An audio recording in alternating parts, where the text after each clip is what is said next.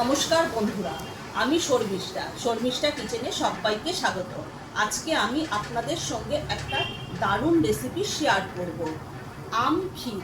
আপনারা তো পাকা আমের অনেক কিছুই খেয়েছেন, কিন্তু আমের এই যে ক্ষীর আমি যে বানাবো, আপনারা যদি একবার এইভাবে বানিয়ে খান তাহলে আপনার মুখে লেগে থাকবে, আর এর টেস্ট হবে একদম অসাধারণ।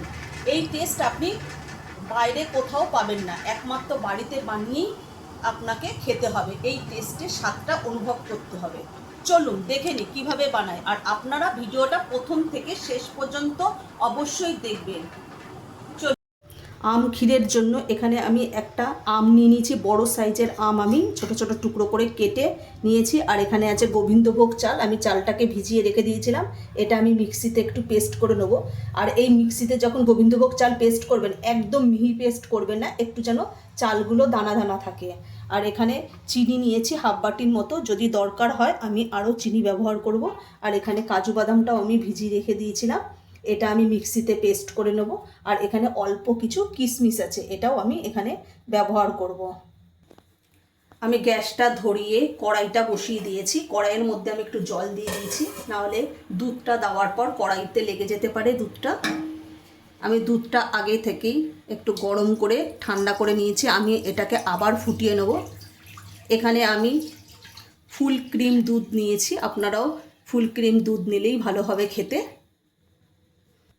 এবার আমি দুধটাকে ভালো করে ফুটিয়ে একটু ঘন করে নেব। দুধটা টকবক করে ফুটে গেছে, দুধটাকে আমি ভালো করে ফুটিয়ে একদম ঘন করে নেব। ওর মধ্যে আমি দুটো ছোট এলাচ নিয়েছি, এটাকে ফেটিয়েছি, এর মধ্যে দিয়ে দেবো দুধের মধ্যে। এবার আমি দুধটাকে ভালো করে ঘন করে নেব। দুধটা ভালোভাবে ফুটে গেছে, দেখুন ফুটছে টকবক করে। এবার আমি যে গোবিন্দভোগ চালটা পেস্ট করে দিয়েছি সেটা আমি দিয়ে দেবো এর মধ্যে।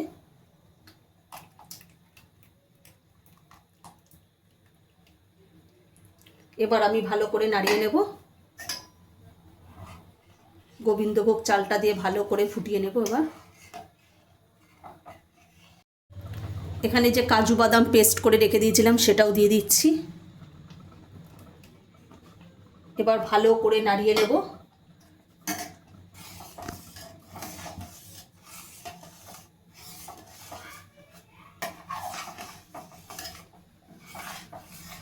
এখানে আমি যে আমের কাঠটা করে নিয়েছি, মিক্সিতে পেস্ট করে নিয়েছি, এখানে যে চিনিটা নিয়েছিলাম তার সাথে মিক্সড করে নিলাম। চিনিটা আমি আমের সঙ্গে একদম মিক্সড করে নিচ্ছি। এবার আমি আমটা কড়াইয়ের মধ্যে দিয়ে দেবো। এবার আমি ভালো করে দুধের সঙ্গে মিক্সড করে নেব। আমি চিনি আর আমটা যে একসাথে দিয়ে দিলাম, এটাকে ভালো করে আমি মিক্সড করে নিচ্ছি দুধের সাথে, একদম ভালো করে। আমি যে কিশমিশ নিয়েছিলাম, ভিজিয়ে রেখে দিয়েছিলাম, সেই কিশমিশগুলো আমি ওপর থেকে দিয়ে দেবো। আর এটাকে ভালো করে একদম ফুটিয়ে একদম ঘন করে নেব। এমনিতেই ঘন হয়ে গেছে, আর একটু ফুটালে আর একটু ঘন হলে খেতে আরও টেস্ট হবে। দেখুন কত সুন্দর হয়েছে। আমি এখানে আর একটু চিনি দিয়ে দিয়েছি, চিনিটা একটু কম হয়েছিল, একটু চিনি দিয়ে দিয়েছি।